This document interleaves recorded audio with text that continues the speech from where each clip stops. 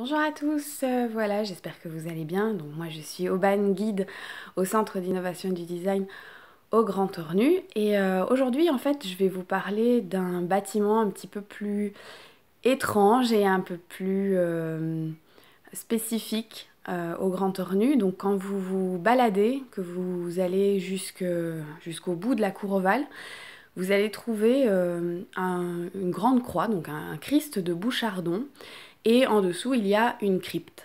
Alors cette crypte, il faut savoir que elle n'a pas toujours été là. En effet, donc quand Henri de Gorge va décéder, suivi par la suite de sa femme et de leurs successeurs, ils seront tour à tour enterrés au cimetière d'Ornu. Mais il y a d'autres successeurs qui arriveront et qui vont décider de créer cette crypte et de ramener les dépouilles de ces différentes personnes qui ont marqué l'histoire du Grand Ornu. Alors vous avez donc dans cette crypte plus ou moins une vingtaine de corps qui ont été placés là.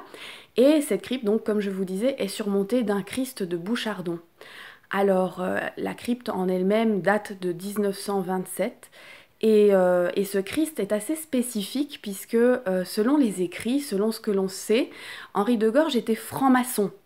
Donc vous devez bien vous douter qu'avec un Christ pareil, il doit se retourner dans sa tombe. Mais voilà, les successeurs étaient d'une autre croyance vraisemblablement.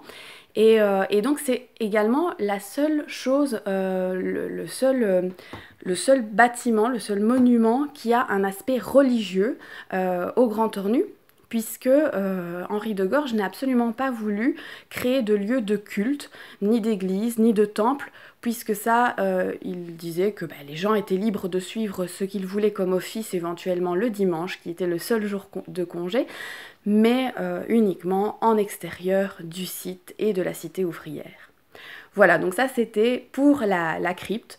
En attendant de vous revoir sur le site du Grand Ornu pour une visite ou pour les expositions, voilà, je vous souhaite quand même de prendre bien soin de vous et un bon courage. À bientôt!